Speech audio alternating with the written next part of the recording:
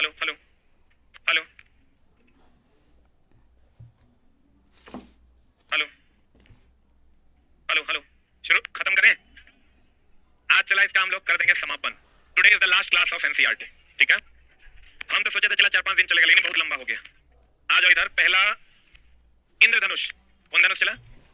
इंद्रधनुष जो बनता है, कहते हैं इंद्रधनुष में सूर्य की के आपतित किरण का ये जो इंद्रधनुष बनता है, सूर्य का प्रकाश ऐसे आता है, ये पानी की बूंद है। ये क्या है चला?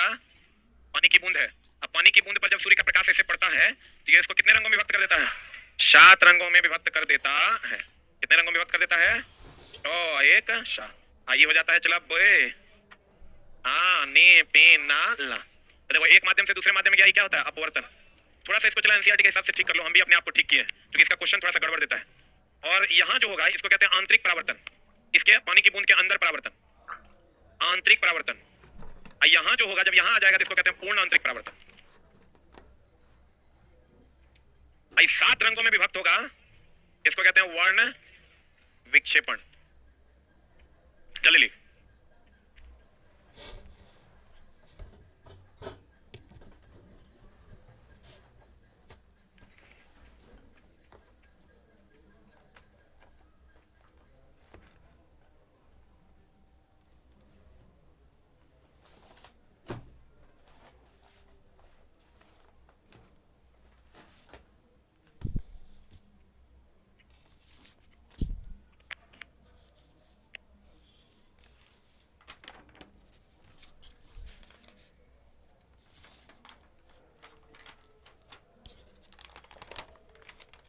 अगले दिन से चला आपका जो टेस्ट का टाइम है वो है 7 से 8। हो गया? लिख लिए? ये ध्यान रखिएगा, आंतरिक परावर्तन और पूर्ण आंतरिक परावर्तन में ये चला पहला ऑप्शन मारना, ये नहीं रहेगा तब मारना पूर्ण आंतरिक परावर्तन। एकदम झोल एनसीईआरटी में दिया हुआ है, ये दूसरा ऑप्शन होगा। ये मुख्य कारण है। मुख्य कारण अगर पूछेगा तो क्या हो जाएगा चला? वर्ण विक्षेपन। मुख्य कारण क्या हो जाएगा? वर्ण विक्षेपन। आंतरिक परावर्तन और पूर्ण आंतरिक परावर्तन दोनों ऑप्शन में रहेगा तो क्या मारिएगा? आंतरिक परावर्तन। अब नहीं रहेगा तब क्या मारिएगा? पूर्ण आंतरिक परावर्तन। अब बढ़िया से पढ़ लीजिए, समझ में आ जाएगा। देखो कहते हैं इंद्रधनुष में सूर्य के आपतित प्रकाश, ये जो आपतित प्रकाश है, वर्षा की बूंद अपवर्तित तथा विक्षेपित करती है। एक तो अपवर्तित करती है और दूसरा क्या करती है? विक्षेपित। तत्पश्चात इसे आंतरिक परावर्तित करती है। क्या करती है चला? अब पुनः यह किरण अपवर्तित होती है, विक्षेपित करती है, जिसके बाद क्या होता है? जिसके बाद लास्ट में क्या हो जाता है? पूर्ण आंतरिक परावर्तन। पहले होता है आंतरिक परावर्तन और उसके बाद क्या हो जाता है? पूर्ण आंतरिक परावर्तन। दोनों में से कोई एक चुनना होगा तो क्या चुनिएगा? आंतरिक परावर्तन। तारे प्रकाश वायुमंडलीय अपवर्तन के कारण टिमटिमाते हैं। इसमें कोई झोलना है? तारा जो टिमटिमाता है अपवर्तन के कारण। अपवर्तन में भी कौन सा अपवर्तन? वायुमंडलीय अपवर्तन। कौन अपवर्तन? वायुमंडलीय अपवर्तन के कारण तारे टिमटिमाते हैं। या यूं कहें कि तारे जो टिमटिमाते हैं अपवर्तनांक में अंतर के कारण। किसमें अंतर के कारण? अपवर्तनांक में अंतर के कारण तारे टिमटिमाते हैं। किसके कारण? अपवर्तनांक में अंतर के कारण। या यूं कहें वायुमंडलीय, क्वेश्चन देता है कि तारे टिमटिमाते हैं अपवर्तन के कारण कि वायुमंडलीय अपवर्तन के कारण? वायुमंडलीय अपवर्तन मतलब यहाँ देखो सघन माध्यम है, ऊपर जाओगे तो कौन माध्यम? विरल माध्यम। तो सघन और विरल माध्यम में अंतर है तो कहते हैं अपवर्तन के कारण या अपवर्तनांक में अंतर के कारण। अपवर्तनांक में अंतर के कारण क्या होता है? अपवर्तन। जितना ज्यादा अपवर्तनांक में अंतर होगा वही क्या है? अपवर्तन। तारों को पृथ्वी से बहुत दूर होने के कारण प्रकाश का इसे क्या माना जाता है? बिंदु स्रोत माना जाता है, क्योंकि ये तारे बहुत अधिक दूरी पर होते हैं। अन्य ग्रह पृथ्वी के नजदीक होने के कारण प्रकाश का वास्तविक और विस्तृत स्रोत है। जैसे सूर्य को हम लोग विस्तृत स्रोत मानते हैं, जबकि तारे को हम लोग बिंदु स्रोत मानते हैं। सूर्य को क्या मानते हैं चला? सूर्य हमारा विस्तृत स्रोत है। सूर्य क्या है? विस्तृत स्रोत है। और तारा क्या है? लिख लो, बिंदु स्रोत है। तारा क्या है चला? बिंदु स्रोत। सूर्य क्या है? विस्तृत स्रोत। तारा क्या है? बिंदु स्रोत। लिख लिया? अब देखो चला, मिश्रण 2 प्रकार का होता है। मिश्रण कितने प्रकार का होता है? एक होता है दोस्त मेरे समांगी। क्या होता है? एक होता है विषमांगी। समांगी और विषमांगी। समांगी की अगर हम बात करें तो समांगी में हो गया तुम्हारा पानी जो समान रूप से घुला मिला हो। विषमांगी में ले लो तुम दूध दिखता समांगी है लेकिन होता विषमांगी। अब एक होता है चला टिंडल प्रभाव। कौन प्रभाव? टिंडल प्रभाव क्या कहता है? देखो टिंडल प्रभाव। कौन प्रभाव चला? टिंडल प्रभाव कहता है कि अगर आप दूध से होकर प्रकाश को गुजारिएगा, किससे होकर? ये दूध से होकर अगर आप प्रकाश को गुजारिएगा तो ये प्रकाश नहीं गुजरेगा। पानी से होकर गुजारिएगा तब? अगर यही प्रकाश आप पानी से होकर गुजारिएगा, अगर इसमें आप पानी डाल दीजिए, आप पानी से होकर प्रकाश को गुजारिएगा तो प्रकाश गुजर जाएगा। तो इसका मतलब विषमांगी विलयन से प्रकाश गुजरता है कि नहीं गुजरता है? समांगी से गुजरता है ना। कि दूध को हम लोग कोलाइड भी कहते हैं। क्या कहते हैं? और ये जो टिंडल प्रभाव में नहीं गुजरने की घटना है इसको प्रकीर्णन भी कहते हैं। क्या कहते हैं? देखो टिंडल प्रभाव कहता है कि जब कोलाइड विलयन से प्रकाश को गुजारा जाता है तो प्रकाश का क्षय हो जाता है अर्थात प्रकीर्णन हो जाता है। यही घटना कौन प्रभाव है? टिंडल प्रभाव। दूध क्या है? समांगी कि विषमांगी?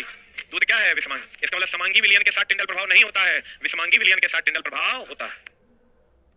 लीक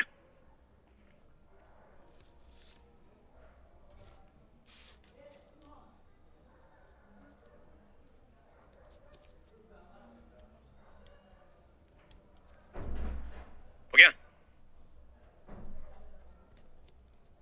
टिंडल प्रभाव कहता है विषमांगी विलयन से प्रकाश पार नहीं कर पाएगा और समांगी विलयन से प्रकाश पार कर जाए।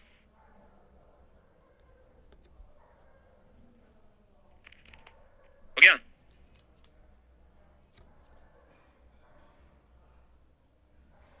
दूध कौन विलयन है? कोलाइड। आपको कहेगा टिंडल प्रभाव का संबंध किस विलयन से? कोलाइड विलयन से। प्रकाश की किस घटना से? प्रकीर्णन से। हो गया।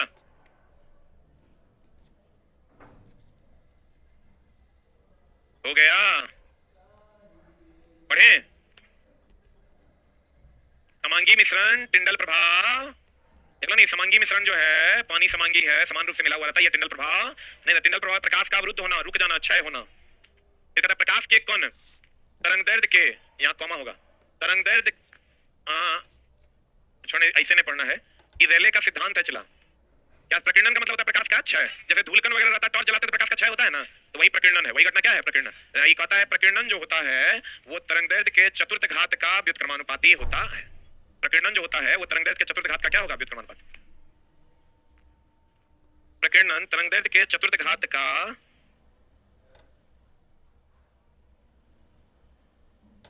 प्रकीर्णन तरंगदैर्ध्य के चतुर्थ घात का क्या होता है? व्युत्क्रमानुपाती।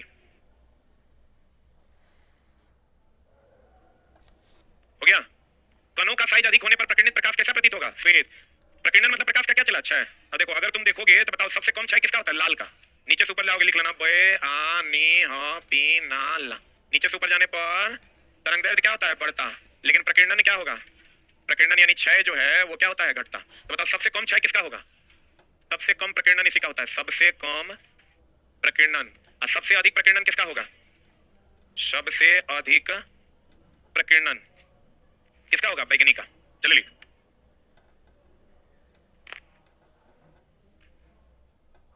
सबसे कम प्रकीर्णन किसका होगा? लाल का। सबसे अधिक प्रकीर्णन किसका होगा? बैगनी का।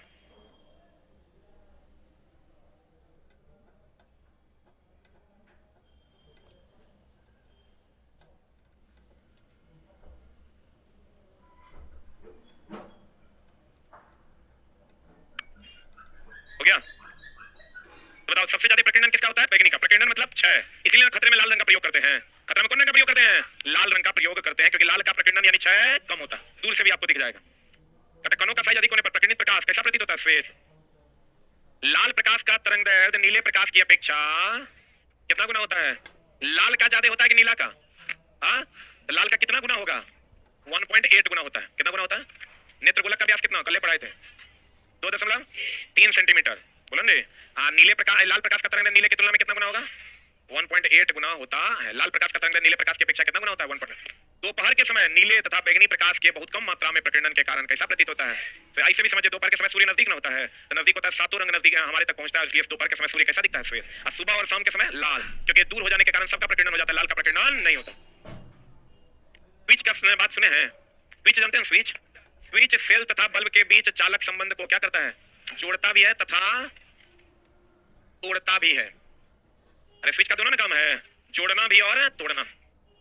किसी विद्युत धारा में सतत तथा बंद पथ में विद्युत परिपथ कहते हैं। अगर बंद परिपथ होगा तो विद्युत परिपथ रहे, खुला परिपथ होगा तो विद्युत धारा का प्रवाह होगा। तो बंद परिपथ को ही हम लोग परिपथ कहते हैं। विद्युत धारा देखो चला, विद्युत धारा हम लोग कहते हैं कि धारा का प्रवाह जो होता है वो किधर से किधर? पॉजिटिव से निगेटिव। इलेक्ट्रॉन का प्रवाह निगेटिव टू पॉजिटिव, तो इलेक्ट्रॉन का प्रवाह निगेटिव से पॉजिटिव। धारा का प्रवाह तो चूंकि पॉजिटिव से निगेटिव होता है इसलिए हम लोग धारा को धनात्मक कहते हैं। धारा को क्या कहते हैं? अगर कह देगा विद्युत इलेक्ट्रॉन को ऋणात्मक कहते हैं। इलेक्ट्रॉन को क्या कहते हैं? इलेक्ट्रॉन चूंकि ऋणात्मक से ऋण से धन जाता है तो इसको हम लोग कहते हैं ऋणात्मक। क्या कहते हैं? धारा को क्या कहते हैं? धनात्मक कहते हैं। विद्युत धारा धनात्मक आवेश का प्रवाह है जबकि इलेक्ट्रॉन ऋणात्मक आवेश का प्रवाह है। तो कहते हैं लेकिन चला अभी तक की कॉन्ट्राडिक्शन इसको कोई सुलझा नहीं पाया, यह है उल्टा जिसको कोई साबित नहीं कर पाया। कहते हैं विद्युत धारा धनात्मक आवेश का प्रवाह है जो इलेक्ट्रॉन के दिशा के विपरीत है। कहते हैं इलेक्ट्रॉन किधर से किधर? धन से ऋण, इलेक्ट्रॉन ऋण से धन, धारा धन से ऋण, तो दोनों एक दूसरे के विपरीत है। धारा धनात्मक आवेश का प्रवाह ऋणात्मक, इलेक्ट्रॉन ऋणात्मक आवेश, जल्दी से लिख लो, एक बार और लिख लो।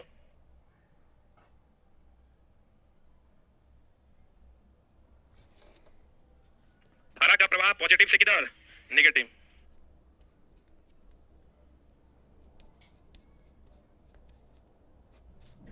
हो गया। तो धारा का प्रवाह धनात्मक आवेश का प्रवाह कि ऋणात्मक आवेश का प्रवाह?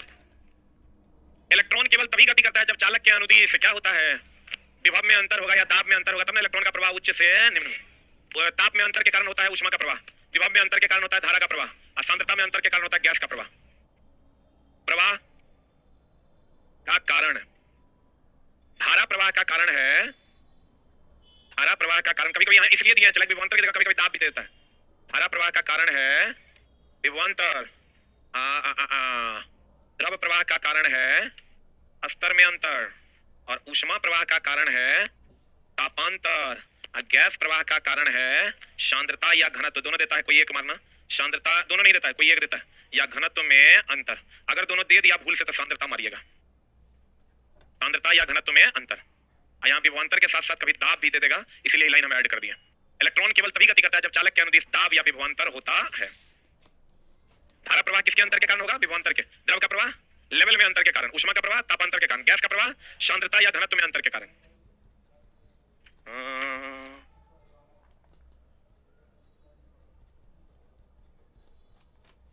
चैप्टर क्या लिखता है, अरे महावीर बाबा वाला पढ़ता है, खाली अथी पटाता है, सर की मेहनत पर पानी फेर रहा है। ये महावीर बाबा वाला शब्द बहुत फेमस हो गया है। इलेक्ट्रॉन केवल तभी करता ही करता है जब चालक के अनुदिश क्या होता है, विभवांतर या दाब में अंतर। विभव को अस्थिर रखते हुए धारा को नियंत्रित करने वाली युक्ति को क्या कहते हैं, रियोस्टाट। परिवर्ती प्रतिरोध, देखो चला, एक होता है प्रतिरोध, ये अगर ऐसा है तो इसको हम लोग कहते हैं प्रतिरोधी तार, प्रतिरोध, और अगर ये ऐसा है तो इसको हम लोग कहते हैं परिवर्ती प्रतिरोध। देखो एक मिनट होल्ड ऑन, परिवर्ती प्रतिरोध ये क्या करता है, चला इसको हम लोग रियोस्टाट कहते हैं। क्या कहते हैं इसको, रुक जा, अगर मान लो कि ये कोई बैटरी है और हम यहाँ एगो बल्ब लगा दिए, ये बीच में रियोस्टाट लगा दिए, बैटरी के वोल्टेज पर कोई असर नहीं करेगा, लेकिन धारा के प्रवाह को कम ज्यादा करेगा, क्योंकि एक प्रकार का ये परिवर्ती प्रतिरोध है। अगर इतना प्रतिरोध इंगेज कीजिएगा तो कम प्रतिरोध होगा, इतना इंगेज कर दीजिएगा ज्यादा प्रतिरोध होगा, प्रतिरोध ज्यादा होगा तो धारा का मान कम होगा। अगर यहाँ प्रतिरोध, परिवर्ती प्रतिरोध जितना मन उतना यूज कर सकते हैं, तो प्रतिरोध ज्यादा होगा तो धारा का मान कम, प्रतिरोध कम हो जाएगा धारा का मान ज्यादा। लेकिन बताइए इसका जो वोल्टेज होगा तो फिक्स ना होगा, रे इसका जो वोल्टेज होगा क्या होगा, फिक्स हो। तो हम ये कह सकते हैं परिवर्ती प्रतिरोध धारा के मान को घटा बढ़ा देता है, जबकि वोल्टेज पर कोई असर नहीं पड़ता। जल्दी लिख,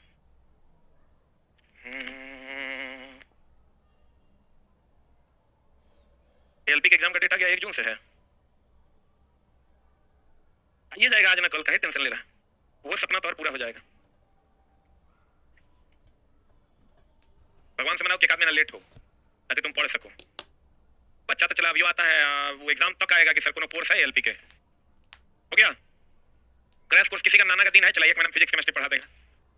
अरे हुआ, परिवर्ती प्रतिरोध किसका है, किसके मान को बदलता है, धारा के मान को क्या करता है, बदलता है। धारा के मान को क्या करता है, चला बदलता, लेकिन वोल्टेज के मान को क्या रखता है, क्योंकि इसको वोल्टेज से कोई लेना देना नहीं है।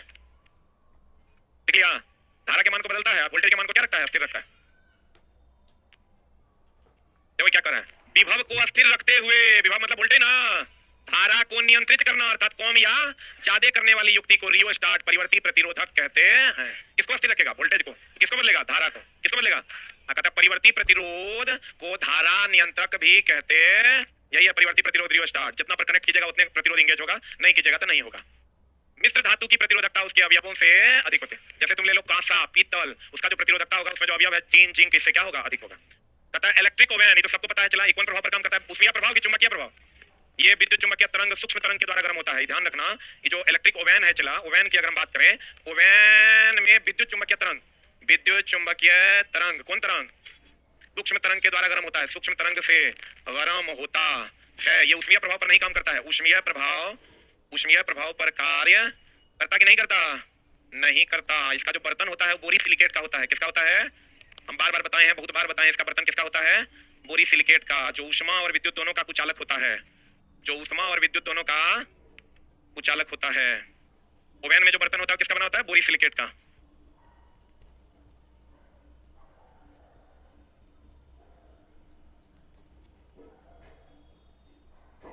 हो गया, या विद्युत धारा के ऊष्मीय प्रभाव पर काम नहीं करता है, कौन प्रभाव पर, विद्युत चुंबकीय तरंग, यानी कौन तरंग, सूक्ष्म तरंग, जिसको हम लोग माइक्रोवेव्स कहते हैं, उसके द्वारा गर्म होता है। किसके द्वारा गर्म होता है, माइक्रोवेव्स के द्वारा गर्म होता है। इसमें बर्तन किसका होता है, बोरी सिलिकेट का। किसका बर्तन होता है, पढ़े, हम ये कह सकते हैं कि इलेक्ट्रिक ओवन विद्युत धारा के कौन प्रभाव पर काम करता है? चुंबकीय प्रभाव पर आधारित है। दैट इज विद्युत चुंबकीय तरंग के द्वारा ये गर्म होता है। बताओ चला प्रकाशीय यंत्र के रूप में किसका उपयोग करते हैं? टंगस्टन। ऊष्मीय यंत्र के रूप में नाइक्रोम, ये पता है ना। इसलिए टंगस्टन को हम लोग लाइटिंग एलिमेंट कहते हैं। कौन एलिमेंट कहते हैं? लाइटिंग एलिमेंट कहते हैं। नाइक्रोम को हीटिंग एलिमेंट। क्यों? नाइक्रोम का उपयोग हीटर में करते हैं, इलेक्ट्रिक आयरन में करते हैं। जल्दी लिख। इसका गलनांक और प्रतिरोध उच्च की निम्न। गलनांक और प्रतिरोध इसका क्या होता है? उच्च होता है। इसको हम लोग कहते हैं लाइटिंग एलिमेंट की हीटिंग एलिमेंट। कौन एलिमेंट? इसको हम लोग लाइटिंग एलिमेंट के नाम से जानते हैं। हीटिंग एलिमेंट कौन हो जाएगा? नाइक्रोम। क्यों हो जाएगा? क्योंकि वो ऊष्मा उत्पन्न करता है। हीटिंग एलिमेंट के रूप में किसका? नाइक्रोम। इसका भी गलनांक और प्रतिरोध क्या होता है? उच्च। ये सब क्वेश्चन आपको मिलेगा, चला मिलता भी होगा। अगला फ्यूज के रूप में तीसरा और तीन, इसका गलनांक कम, प्रतिरोध उच्च होता है। आई दोनों में अगर पहला ऑप्शन मारना होगा तो गलनांक कम मारेंगे, और दोनों साथ में रहेगा तो दोनों मारेंगे। गलनांक कम, प्रतिरोध उच्च। फ्यूज की चालकता उच्च की निम्न। प्रतिरोध भी उच्च होता है, इसका चालन भी तेजी से होता है। नहीं होगा चला विद्युत धारा का प्रवाह नहीं होगा तो वही गरमाएगा, बल्ब कैसे जलाएगा? अगर डायरेक्ट पूछे फ्यूज की चालकता क्या होती है, दिखाएंगे क्या? उच्च। आइए चला देख लो, पूरा एक जगह लिखल है। शक्ति, वाट शक्ति का कौन सा मात्रक है? सही मात्रक। एचपी शक्ति का व्यवहारिक मात्रक। किलोवाट शक्ति का बहुत बड़ा मात्रक। बोलो हाँ। 1 BTU ब्रिटिश थर्मल यूनिट बराबर 1055 जूल या 252 कैलोरी। यही तो सबको पता होगा। 1 यूनिट बराबर 3.6, जैसे सबको पता है 3.6 × 10⁵ जूल, 10⁻6 जूल, लेकिन होता है 36 × 10⁵ जूल भी। आप ही जानते हैं 3.6 × 10⁻6 जूल जानते हैं ना, इसी से ही आया है। क्या हो गया? हाँ वही हुआ। अरे भाई हमारा इतना मैथ आता है, ये पॉइंट जो है यहाँ से उड़ा नीचे आया, ऊपर गया तो 5 हो गया। इतना बात करता है तो आप गोबरे समझता है कि नहीं? छोटा इसी से ही आया है, लेकिन इसका दोनों रूप आप जानिए। इसको और अगर थोड़ा सा ये करोगे तो 3600 किलो जूल भी होता है। 3600 किलो जूल हो गया। विद्युत धारा के चुंबकीय प्रभाव की खोज कौन किया? एचसी ऑयरस्टेड। कौन किया था? अब फेराडे का विद्युत चुंबकीय प्रेरण कह देगा, विद्युत चुंबकीय प्रेरण कह देगा फेराडे। देखो विद्युत धारा के चुंबकीय प्रभाव का खोज एचसी ऑयरस्टेड किया था, लेकिन अगर कह देगा विद्युत चुंबकीय प्रेरण का खोज कौन किया? कौन किया? फेराडे। कौन किया रे? फेराडे। हो गया। विद्युत चुंबकीय प्रभाव का खोज कौन किया? एचसी ऑयरस्टेड। लेकिन विद्युत चुंबकीय प्रेरण का खोज कौन किया? फेराडे। चुंबकीय क्षेत्र की तीव्रता का मात्रक क्या है? ऑयरस्टेड। क्या है चला? ऑयरस्टेड। याद रखना होगा। अब एक चीज ध्यान रखना, हम हमेशा बच्चों को बताते हैं कि इसका प्रॉपर वे में आप ध्यान रखिएगा कि विद्युतीय क्षेत्र कहे या विद्युतीय तीव्रता कहे, एक ही बात है। विद्युतीय क्षेत्र कहे या विद्युतीय तीव्रता कहे, ये दोनों एक ही बात है। चुंबकीय क्षेत्र कहे, चुंबकीय क्षेत्र कहे या चुंबकीय क्षेत्र की तीव्रता कहे, चुंबकीय क्षेत्र की तीव्रता कहे, जब ये तीव्रता लग जाएगा तो ये सदिश राशि होगा। कौन राशि होगा? और विद्युतीय विभव कहे, विद्युतीय विभव कहे या चुंबकीय विभव कहे, ये दोनों विभव एक प्रकार का कार्य है। विभव एक प्रकार का क्या है? कार्य है। तो ये अदिश राशि, हम खाली इसके माध्यम से आपको ये बताना चाह रहे थे कि चुंबकीय क्षेत्र और चुंबकीय क्षेत्र की तीव्रता एक है, विद्युतीय क्षेत्र और विद्युतीय क्षेत्र की तीव्रता एक ही है। जल्दी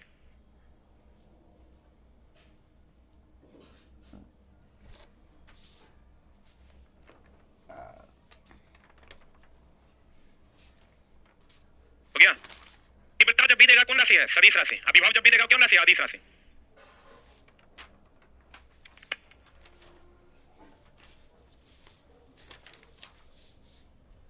विद्युतीय क्षेत्र की तीव्रता कहे या विद्युतीय क्षेत्र कहे, चुंबकीय क्षेत्र की तीव्रता कहे या चुंबकीय क्षेत्र कहे।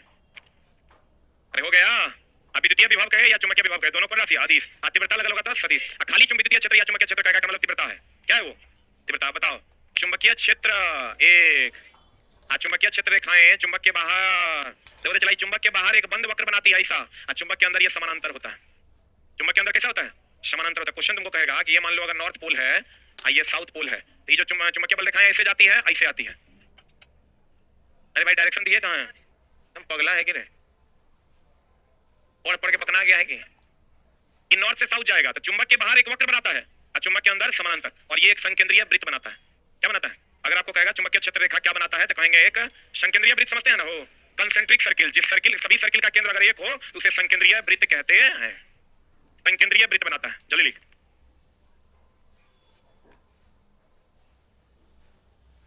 हो गया। चुंबकीय बल रेखाएं एक संकेंद्रीय वृत्त बनाती है, चुंबक के बाहर एक बंद वक्र बनाती है, और चुंबक के अंदर कैसी होती है? समानांतर। कहता चुंबकीय सुई चुंबक के विपरीत विक्षेपित होती है। ये चला देखो, ये चुंबकीय सुई और ये कभी समानांतर नहीं होता है, ये थोड़ा सा टिल्टेड होता है 17 डिग्री पर। कितना डिग्री पर? इसीलिए कहते हैं ये हमेशा विपरीत विकर्षित होती है, आकर्षित नहीं होती है। चुंबकीय सुई हमेशा चुंबक के विपरीत होती है, क्योंकि लिख लो चुंबकीय सुई और चुंबक के बीच का कोण हमेशा लिखेगा चुंबकीय सुई और चुंबक के बीच का कोण हमेशा 17 से 18 डिग्री होता है। कितना होता है चला, इसलिए ये हमेशा विक्षेपित करके टेढ़ा कर देती है।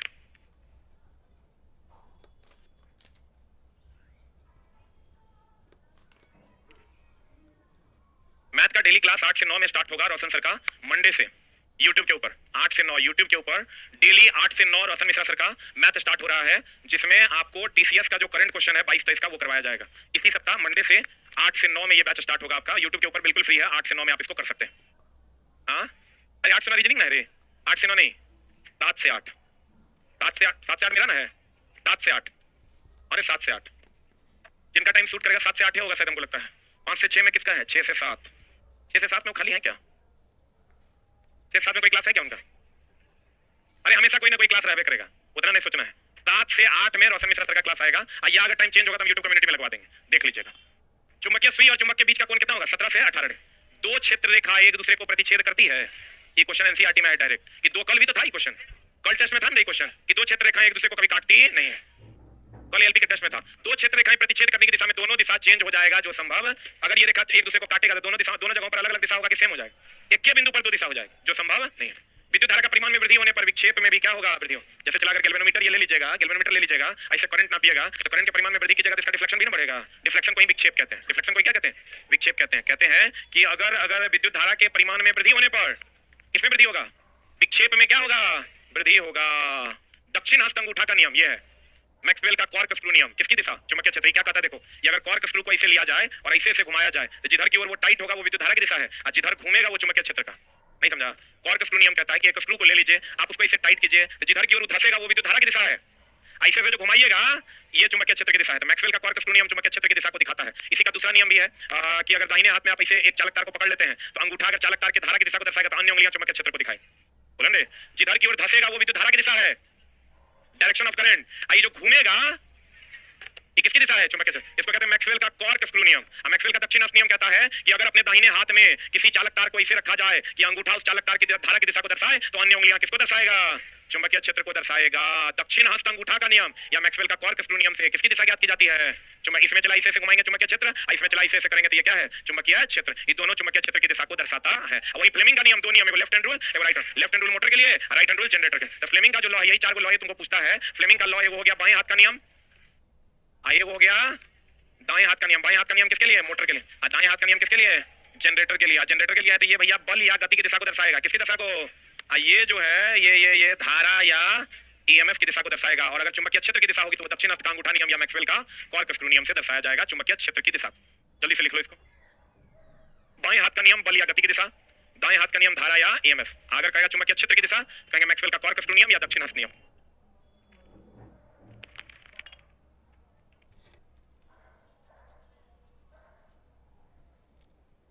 हो गया। फ्लेमिंग ने कितने लॉ दिए थे, दो। देखो बाएं हाथ का नियम है वो, दाएं हाथ का नियम। कॉर्क स्क्रू नियम क्या कहता है, जिधर स्क्रू धंसेगा वो किसका धारक, जो घूमेगा वो चुंबकीय क्षेत्र। इसका मतलब इससे किसकी दिशा का ज्ञान होता है, चुंबकीय क्षेत्र। किसकी दिशा का, चुंबक की प्रबलता। देखो चला, चुंबक की प्रबलता फेरों की संख्या और कुंडली की गति में वृद्धि से उत्पन्न धारा में वृद्धि होता है।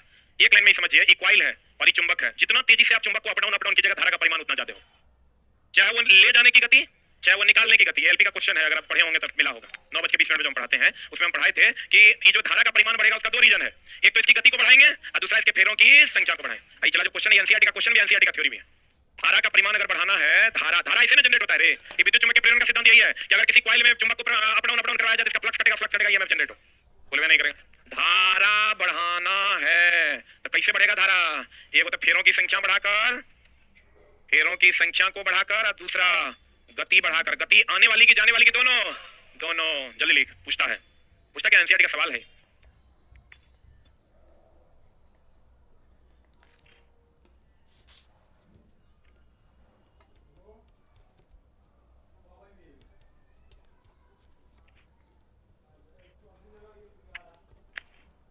रीजनिंग का टेस्ट आज दिया था आप लोग, कैसा पढ़ा ना मास्टर, बहुत बढ़िया। धारा बढ़ाता है तो फेरों की संख्या क्या होगी, बढ़ेगी। ये फेरों की संख्या, ये कॉइल, और गति भी बढ़ेगा। कहता है चुंबक की प्रबलता फेरों की संख्या कुंडली की गति में वृद्धि करने पर धारा में भी क्या हो जाएगा, वृद्धि। या चुंबक की प्रबलता भी बढ़ा दीजिएगा तब भी हो जाएगा। चुंबक अगर अधिक प्रबल ले लीजिएगा तब भी हो जाएगा, क्योंकि अधिक प्रबल लीजिएगा तो फ्लक्स बढ़ेगा, फ्लक्स बढ़ेगा तो ईएमएफ बढ़ेगा। हो गया। And the next one is मानव शरीर के दो भागों में चुंबकीय क्षेत्र होता है। कहां कहां? हृदय में भी चुंबकीय मैग्नेटिक फील्ड होता है, और कहां पर चला, मस्तिष्क में। सही है, हृदय में भी और कहां, मस्तिष्क में भी, दोनों जगह मैग्नेटिक फील्ड होता है। अस्थिर एक समान विद्युत धारा प्रवाहित होने की दिशा में गैल्वेनोमीटर का प्रक्षेपण और विचलन क्या होता है, शून्य।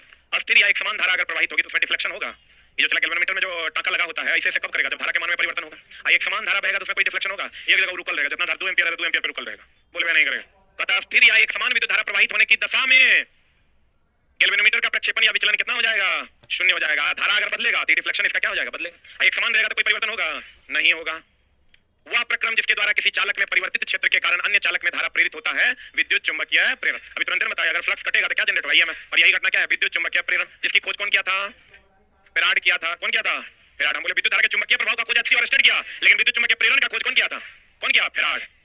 अब देखो चला, एक बात बताओ, आवृत्ति किसको कहते हैं।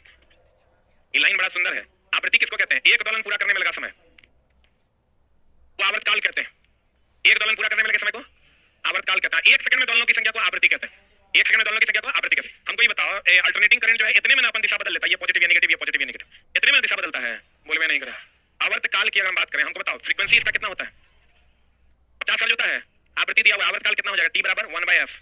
तो 1/f का मान कितना हो जाएगा, 50। 1/50 बोले तो 0.02 सेकंड, तो 0.02 सेकंड हो गया आवर्तकाल। यानी यहां से लेकर एक दोलन पूरा करने में लगा समय, मतलब एक दोलन हुआ यहां से लेकर यहां तक, इसमें जो समय लगेगा वही आवर्तकाल है। तो यहां से यहां तक समय लगा 0.02 सेकंड, तो यहां से यहां तक का समय तब कितना हो जाएगा, 0.01 सेकंड। मतलब हर 0.01 सेकंड में दिशा बदल देगा, फिर यहां 0.01 सेकंड फिर दिशा बदल देगा, बोलवे नहीं करेगा। इसको जब सॉल्व करके दिया जाएगा 1/100 सेकंड में दिशा बदल जाएगा। हम ये कह सकते हैं अल्टरनेटिंग करंट का आवृत्ति 50 हर्ट्ज, आवर्तकाल 0.02 सेकंड, और हर 0.01 सेकंड में ये अपनी दिशा को क्या कर देगा, बदल देगा। अर्थात 1/100 सेकंड में 0.01 को हम 1/100 सेकंड लिख सकते हैं। 1/100 सेकंड में ये अपनी दिशा को क्या कर देगा, बदल दे। जल्दी लिख।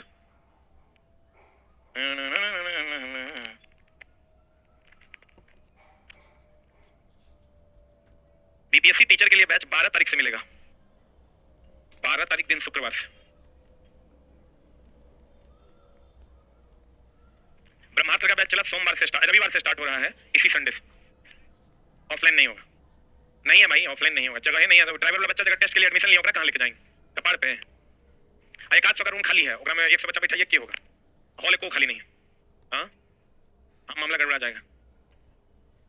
टाइम अभी सेट नहीं हुआ है, संडे तक सेट हो जाएगा, अनाउंसमेंट भी हो जाएगा, दोपहर में ही रहेगा। हो गया। कितना सेकंड बाद बदल देगा, 1/100 सेकंड। प्रत्यावर्ती धारा हर 1/100 सेकंड अर्थात 50 हर्ज के बाद अपनी दिशा बदल देगी। जब विद्युतमय यानी हो गया लाइव वायर समझता है रे, मेन वायर, लाइव तार तथा उदासीन तार दोनों सीधे संपर्क में आते हैं तो शॉर्ट सर्किट हो जाता है। कर दो इसको, शॉर्ट सर्किट होता है। ओवरलोडिंग तब होगा चला जब हम यंत्र अधिक लगा देंगे। जब लाइव और न्यूट्रल आपस में मिल जाएगा तो क्या हो जाएगा, शॉर्ट सर्किट। ओवरलोड का मतलब ज्यादा यंत्र का लग जाना, ये को पंखा की जगह 10 को पंखा लगा देंगे, क्या हो जाएगा चला, शॉर्ट सर्किट हो जाएगा। साइकिल चलाने में पता चला हमारे शरीर में जो रासायनिक ऊर्जा है वो किस ऊर्जा में बदलता है, पेशीय ऊर्जा में। अब पुनः पेशीय ऊर्जा, देखो शरीर का रासायनिक ऊर्जा पेशीय ऊर्जा में बदलता है, पेशीय ऊर्जा यांत्रिक ऊर्जा में बदलता है, बोलवे नहीं करेगा। कहते हैं चला साइकिल चलाने में, क्या चलाने में, ये आपके पास है रासायनिक ऊर्जा, ये रासायनिक ऊर्जा बदल जाता है पेशीय ऊर्जा में, पेशीय ऊर्जा बदल जाता है यांत्रिक ऊर्जा में। बोलो नहीं, साइकिल चलाने में रासायनिक ऊर्जा पेशीय ऊर्जा में, अब पुनः पेशीय ऊर्जा यांत्रिक ऊर्जा में बदल जाता है। ऊर्जा के स्रोत में कोयला का उपयोग, किसके लिए, कोयला के उपयोग से ही औद्योगिक क्रांति आई थी। कोयला का उपयोग अभी वो अलग बात है कि धीरे धीरे समाप्त हो जाएगा, लेकिन कोयला के उपयोग से ही पहली बार क्या आया था, औद्योगिक क्रांति आया था। इसी को द्रव्य सोना कहते हैं। जल विद्युत संयंत्र में संचित स्थितिज ऊर्जा को, ये जो स्थितिज ऊर्जा होता है यहाँ इसी से विद्युत उत्पन्न करते हैं, जबकि यह प्रक्रिया जल में, देखो ये स्थितिज ऊर्जा से हम लोग विद्युत ऊर्जा निकालते हैं, लेकिन गति जो होता है पानी का उससे विद्युत निकलता है। तो कहेगा पानी के किस प्रक्रिया द्वारा विद्युत उत्पन्न होता है, गति के द्वारा, किसके द्वारा, जबकि बांध में होता कौन ऊर्जा है, स्थितिज ऊर्जा। स्थितिज ऊर्जा से विद्युत ऊर्जा मिलता है, लेकिन पानी की किस क्रिया के द्वारा, किस क्रिया के द्वारा, दोनों क्वेश्चन अलग अलग है। तुमको कह देगा कि बताइए विद्युत संयंत्र में संचित स्थितिज ऊर्जा किसमें बदलती है, विद्युत ऊर्जा में, जबकि यह प्रक्रिया जल की कौन ऊर्जा द्वारा होता है, कौन ऊर्जा द्वारा, गतिज ऊर्जा के द्वारा। देखो यहाँ स्थितिज ऊर्जा है, ये स्थितिज ऊर्जा विद्युत ऊर्जा में बदलता है, लेकिन जल की कौन प्रक्रिया के द्वारा, कौन प्रक्रिया के द्वारा, गतिज ऊर्जा के द्वारा। जैव गैस वही हो गया, कौन गैस है? बायोगैस, गोबर गैस जान रहा है ना? बायोगैस में मीथेन सर्वाधिक, कितना? 70 से 75%। सबसे कम प्रदूषण कौन फैलाता है? हाइड्रोजन। हाँ, लेकिन प्रयोग में लाया जाता है सीएनजी। प्रयोग में लाया जाने वाला सबसे कम प्रदूषण फैलाने वाला सीएनजी। सबसे ज्यादा पवन ऊर्जा शक्ति का उपयोग डेनमार्क में होता है, इसलिए इसे क्या कहते हैं? सबसे ज्यादा पवन चक्की वही है डेनमार्क में, इसलिए इसको कौन देश कहते हैं? चला, पवनों का देश कहते हैं। वायुमंडल के परतों द्वारा प्रति एकांक क्षेत्र द्वारा अवशोषित सौर विकिरण की मात्रा को क्या कहते हैं? सौर स्थिरांक। प्रति एकांक क्षेत्रफल जितना ऊर्जा को, सौर ऊर्जा को अवशोषित करता है उसे हम लोग सौर स्थिरांक कहते हैं। अब पादप कितना परसेंट सौर ऊर्जा को अवशोषित करता है? पादप 1% सौर ऊर्जा को अवशोषित करता है।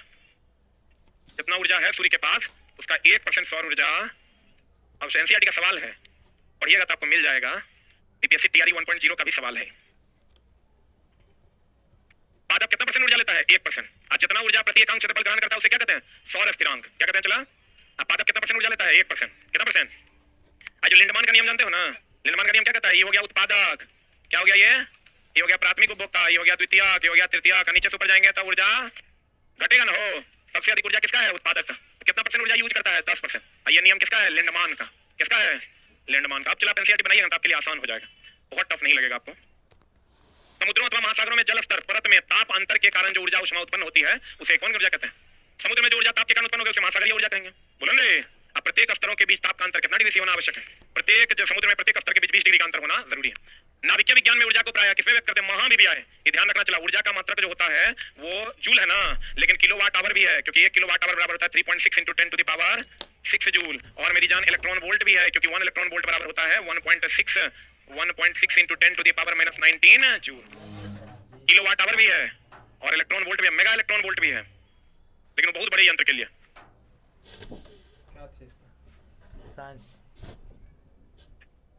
आई लगता है हो जाएगा ना रे। हम तो चला बोल दिया तो अपना जुबान निभा रहे हैं। मतलब हमको लग रहा था कि 4-5 दिन भी 100 पढ़ा देंगे, 4 दिन बहुत हो गया। खाली पढ़ देते तब तो कोई दिक्कत नहीं था, खत्म हो जाता। लेकिन पढ़ाएंगे। कैसा लगा तुम लोग को क्लास? पक्का? चलो। नाभिकीय विज्ञान में ऊर्जा की प्राय इलेक्ट्रॉन वोल्ट में व्यक्त किया जाता है। हम लोग जो विद्युत ऊर्जा खपत करते हैं उसमें किलोवाट आवर में, ऊर्जा को किलोवाट आवर में, नाभिकीय विज्ञान में इलेक्ट्रॉन वोल्ट में, क्योंकि दोनों किसके बराबर है? जूल के बराबर। जूल किसका मात्रक ऊर्जा का? अभी तुरंत बताए थे चला, हाइड्रोजन को स्वच्छ ईंधन माना जाता है क्योंकि ये सबसे कम प्रदूषण फैलाता है, परंतु उपयोग में आने वाला स्वच्छ ईंधन क्या है? हाइड्रोजन गैस हम लोग उपयोग नहीं करते। नाभिकीय संलयन अभिक्रिया के लिए उच्च ताप की आवश्यकता होती है कि निम्न ताप? उच्च ताप ना। संलयन में उच्च ताप होता है कि विखंडन में? संलयन में 1000 गुना ज्यादा होता है।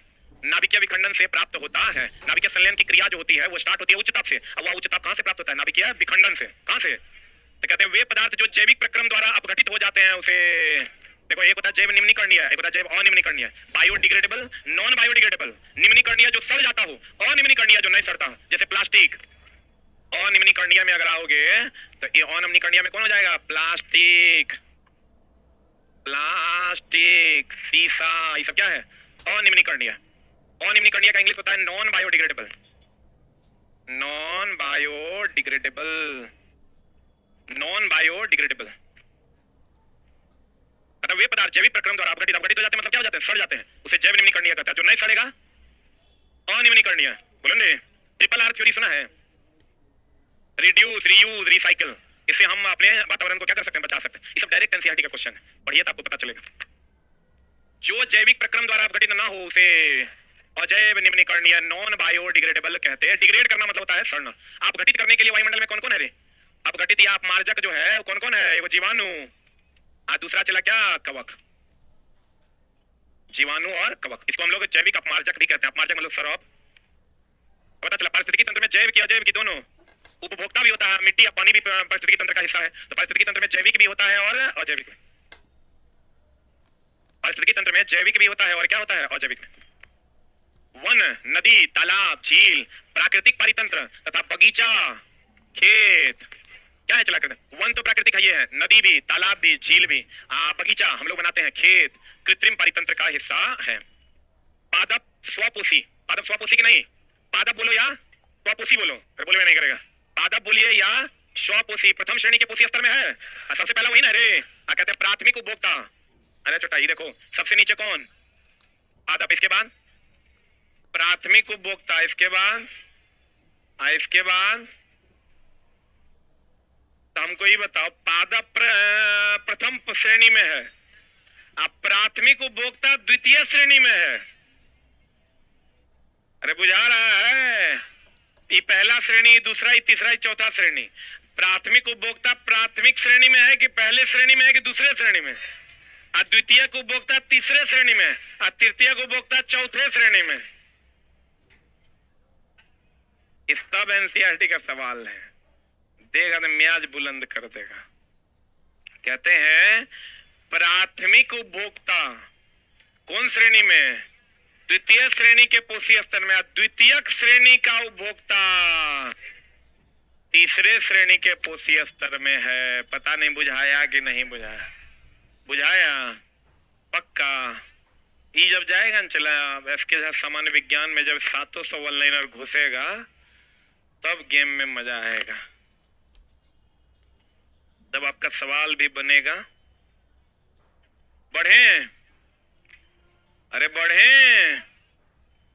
प्रथम पोषी अर्थात स्वपोषी में सूर्य की मात्रा का, अभी तुरंत न बताए थे।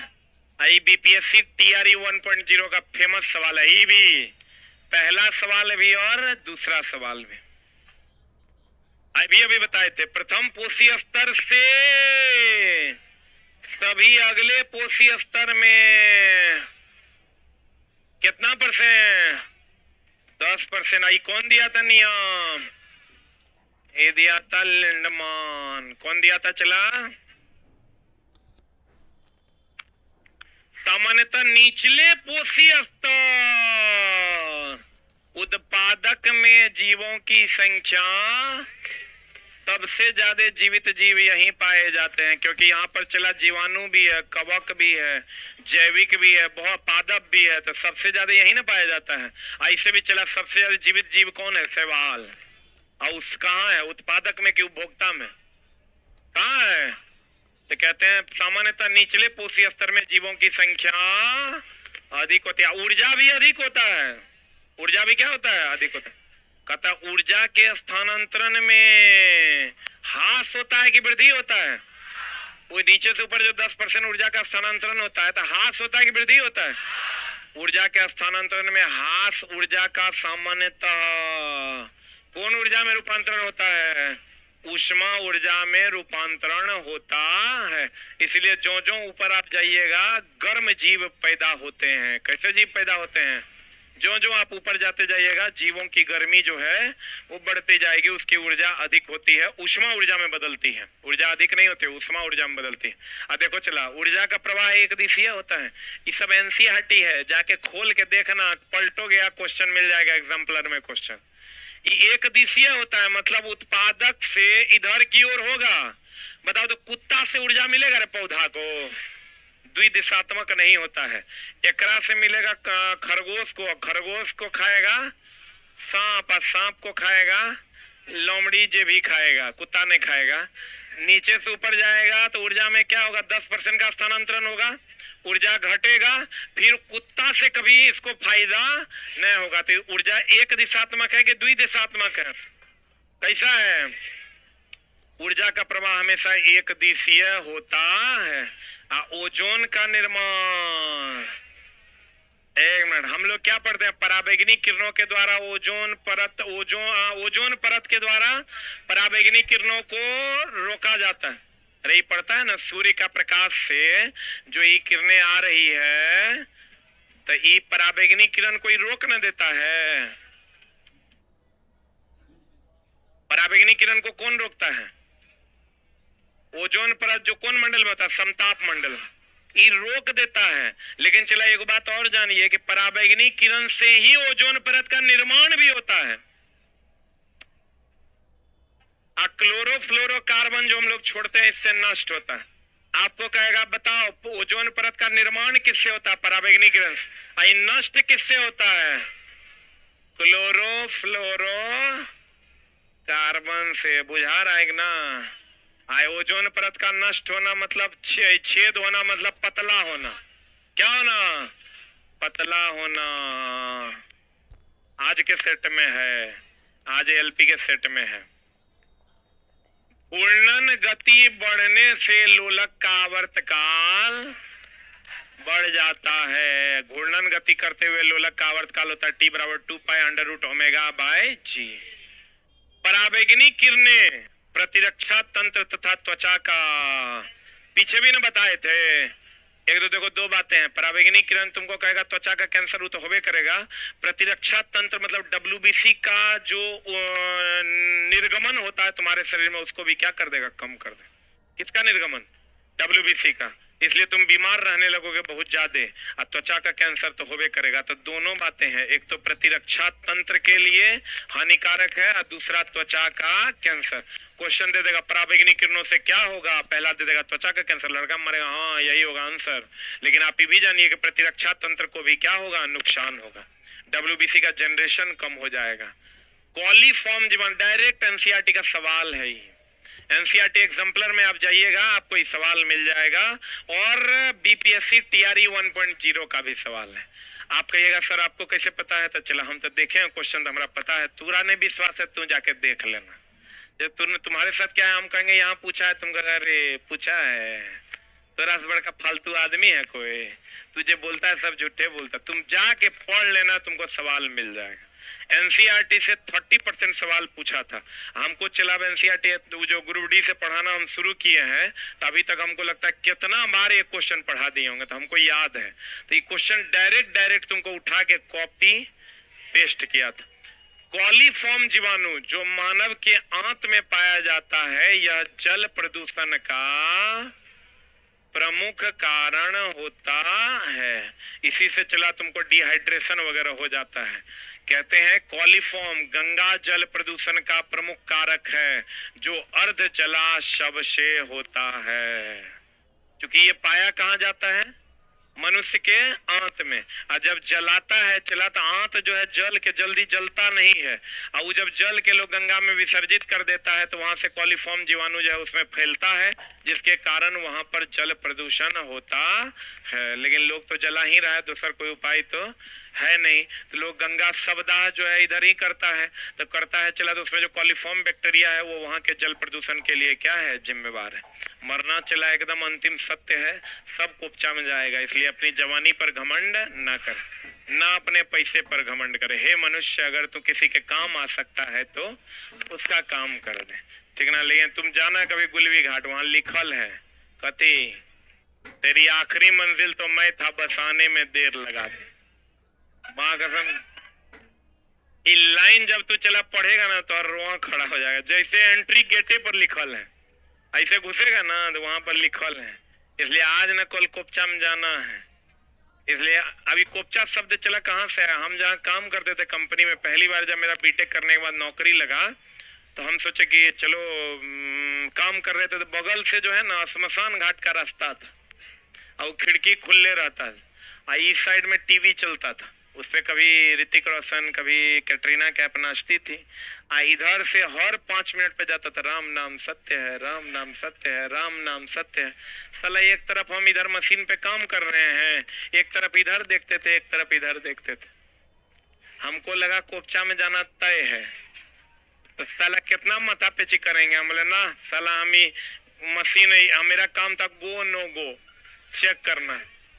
क्वालिटी डिपार्टमेंट में थे हम ना साला हमरा से ही काम नहीं होगा। हम 10 दिन हुआ चला, एकदम मसमसा के हम जॉब छोड़ दिए, वो टोटल का बैग हाफ पैंट पहने आज चल दिए। दुनिया को जे कहना है कहो, जब कोपचा में जाने है साला तो जम के मेहनत करेंगे। लेकिन कुछ कुछ कोढ़िया लोग भी समाज में है, वो की कहता है जानते हो, जब मरना तय है तो फिर क्यों कुछ करना है।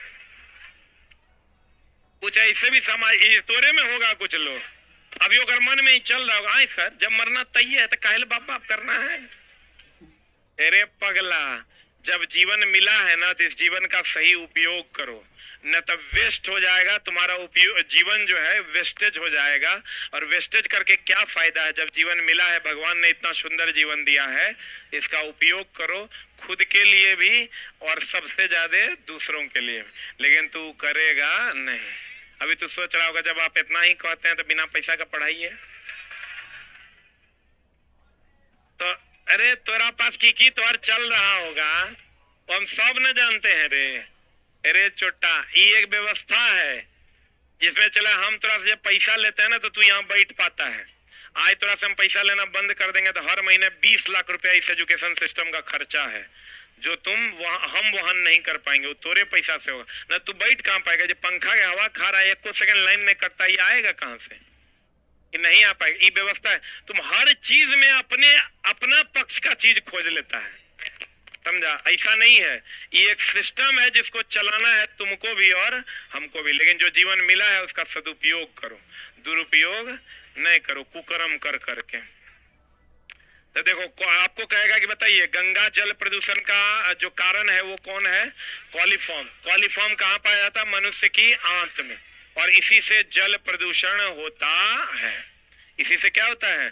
गंगा जल प्रदूषण। पर्यावरण को बचाने के लिए 3R, अभी तुरंत न बताए तेरे, 3R में कौन कौन है? 3R में रिड्यूस मतलब कम उपयोग कीजिए, रीयूज कीजिए यानी पुनः उपयोग कीजिए, और रिसाइकिल कीजिए मतलब पुनः चक्रण कीजिए।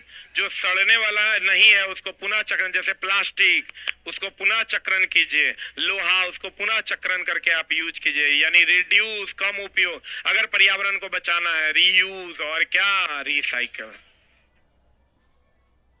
बता, मोलस्का जंतु जगत का दूसरा सबसे बड़ा समूह है। कौन? मोलस्का। और यही ना चला तापमान के हिसाब से अपना लिंग बदल लेता है।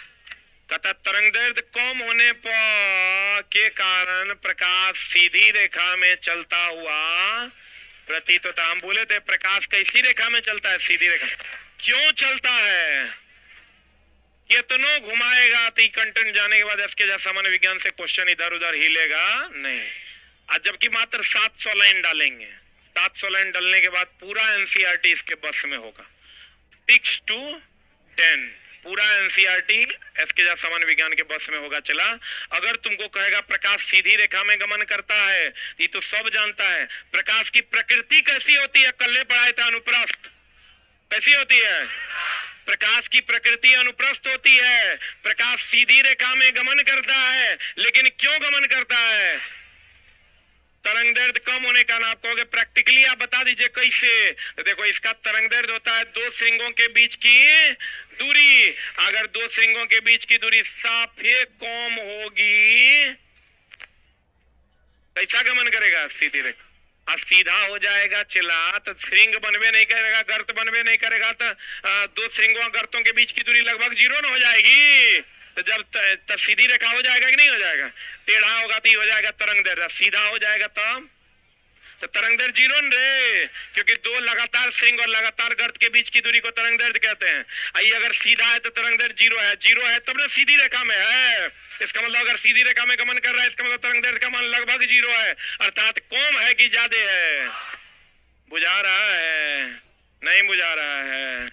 अगला अगला अगला 700 आगे मां कहते हैं चला नाइट्रोजन। कौन चला? नाइट्रोजन पौधों के वृद्धि में सहायक है, ये तो सब जानता है। नाइट्रोजन किसके वृद्धि में सहायक है? तथा नाइट्रोजन के ऑक्साइड वृद्धि को रोकता है। बुझा रहा है? दोनों क्वेश्चन बनेगा अब इसके जैसा सामान्य विज्ञान से, इसलिए तुम लोग इसका प्रचार भरपूर करना, आने वाले नस्लों को यही किताब बताना, ठीक है ना? क्योंकि वो एनसीईआरटी की 25 पुस्तकें नहीं पढ़ पाएगा, तो वो एक पुस्तक पढ़ेगा जिसका नाम है इसके जहाँ सामान्य विज्ञान। अच्छा चला, तू एनसीईआरटी एग्जाम्पलर पढ़ा है ना, तो अब तू बता एनसीईआरटी एग्जाम्पलर का डायरेक्ट लाइन है कि नहीं है? और यही अब ओकरा में जाएगा। तोरा तो पढ़ाइए दिए, तो 5वां एडिशन कमिंग सून है। ये नहीं कहना कि वो लेना है, वो तोरा नहीं लेना है, इसी से काम हो जाएगा। नाइट्रोजन चला, एक एक डाउटेड लाइन आपके सामने होगा, वाष्पोत्सर्जन से लेकर वाष्पीकरण तक। कहते हैं ना केशिकत्व से लेकर केशिका तक। कहते हैं नाइट्रोजन पौधे की वृद्धि में सहायक, लेकिन नाइट्रोजनी ऑक्साइड वृद्धि को क्या करता है? रोकता है। अब बोर्डो मिश्रण के बारे में पूछेगा, CuSO4 प्लस CO।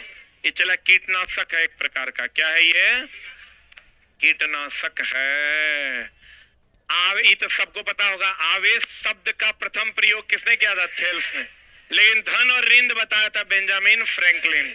ये भी एनसीईआरटी का सवाल है। आवेश शब्द प्रथम प्रयोग कौन किया था? थेल्स।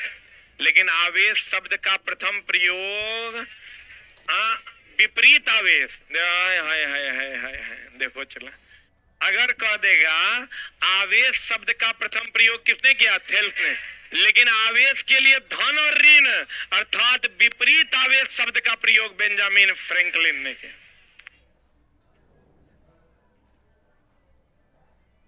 बोले भारत की सबसे बेहतरीन पुस्तक एसके झा सामान्य विज्ञान, ठीक है।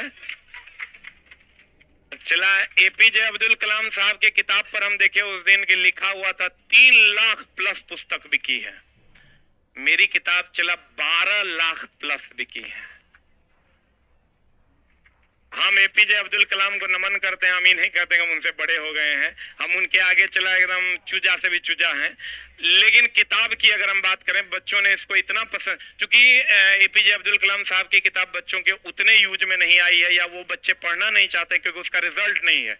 वो सोचते हैं हमको जीवन वन नहीं बदलना, हमको नौकरी लेना है, इसलिए ये किताब इतनी बिकी है। 12 लाख अप्रॉक्स किताब अभी तक मार्केट में। हमको लगता है ऐसा कोई रूम नहीं है जिस रूम में तुम घुस जाओगे तो इसके जहाँ सामान्य विज्ञान तरह दिखाई नहीं दे। और हमको ऐसा लगता है चला पढ़ा के हमको जितनी सफलता मिली, जितनी पॉपुलैरिटी मिली, उससे ज्यादा पॉपुलैरिटी हमको इसके जहाँ सामान्य विज्ञान दे दिया। कहते हैं चला आवेश शब्द का प्रयोग कौन किया? थेल्स किया। और विपरीत आवेश शब्द किसने? बेंजामिन फ्रैंकलिन ने किया। क्लियर है? प्रथम बार आवेश उत्पन्न किसने किया? फैराडे ने। लेकिन आवेश का संचरण किसने बताया? क्रिचॉप्स ने। ये लिख लो चला, आवेश का संचरण के बारे में कौन बताया? क्रिचॉप्स ने बताया। किसने बताया? क्रिचॉप्स ने। आवेश उत्पन्न कौन किया था? फैराडे ने, विद्युत चुंबकीय प्रेरण का सिद्धांत देकर। लेकिन भैया आवेश का संचरण के बारे में किसने बताया? क्रिचॉप्स ने। किसने बताया? क्रिचॉप्स ने। आवेश शब्द का प्रयोग किया थेल्स ने। विपरीत आवेश धन और ऋण शब्द का प्रयोग किया बेंजामिन फ्रैंकलिन ने। आवेश उत्पन्न करने की बात कही फैराडे ने, आवेश संचरण की बात कही क्रिचॉप्स ने। प्रथम और द्वितीय नियम देकर, धारा रूल, नोड रूल और जंक्शन रूल देकर के। वास्तविक गैस, आदर्श गैस वो गैस है जिसका न कोई विरोध हो, न स्थान छेदता हो, न श्यानता हो, न संपीड्यता हो। उसे हम लोग कौन गैस कहते हैं? आदर्श। आदर्श आदमी होते एपीजे अब्दुल कलाम साहब। आदर्श लोग वह लोग होते हैं जिसका कोई विरोध नहीं होता है। कहते हैं वास्तविक गैस आदर्श गैस के नियम का पालन उच्च ताप तथा निम्न दाब पर होता है। ये आइडियल केस है, प्रैक्टिकली प्रूव्ड है, आपको याद रखना होगा। वास्तविक गैस आदर्श गैस के नियम का पालन कब होता है? उच्च दाब और निम्न दाब। अरे आदर्श गैस समीकरण जानता है ना? पीवी बराबर एनआरटी। तब लागू होगा जब उच्च ताप होगा और निम्न दाब। हाइड्रा कौन चला?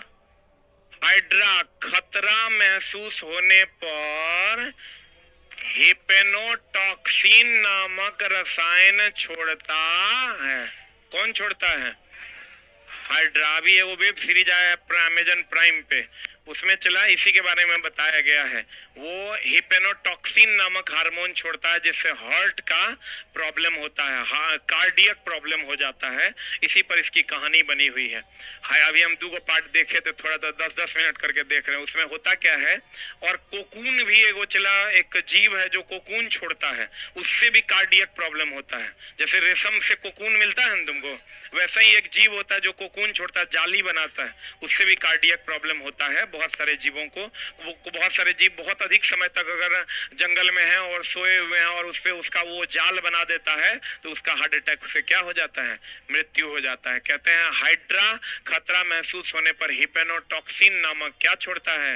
रसायन छोड़ता है जो जहरीला होता है।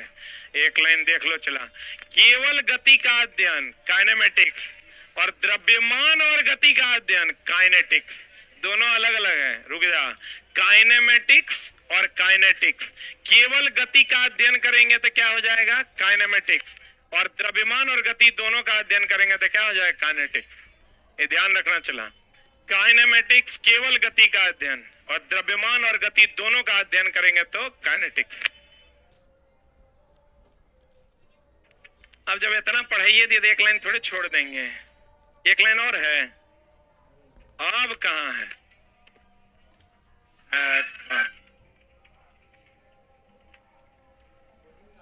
प्यारे विद्यार्थियों, हमसे चला जो बन पड़ा, हम तुम्हारे लिए ये कलेक्शन बनाए थे और उम्मीद करेंगे कि आपको पसंद आया होगा और आपके जीवन में थोड़ा बहुत योगदान तो इससे मिल ही जाएगा।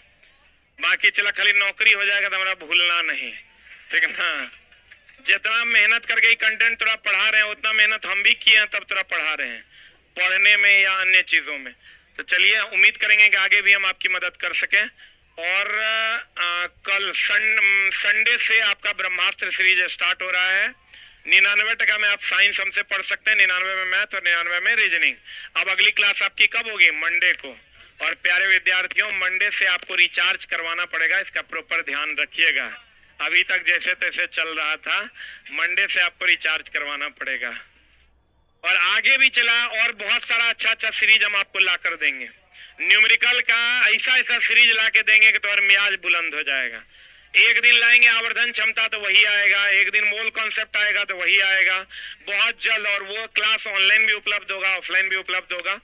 बहुत जल्द हम लोग आपसे मिलते हैं। आज एनसीईआरटी का ये लास्ट क्लास है। और प्यारे विद्यार्थियों, हम आपका ऑनलाइन नहीं कर पाए, रिकॉर्डेड क्लास नहीं दे पाए, इसके लिए हम सॉरी हैं, क्योंकि ये रूल आगे से भी लागू रहेगा। और जब भी कोई स्पेशल क्लास आएगा तो आपको प्रॉपर वे में आके पढ़ना है। ये मेरे लिए नहीं है। अगर हम वीडियो पब्लिक करते हैं, हर वीडियो से हमको 40 से 45 हजार रुपया आएगा।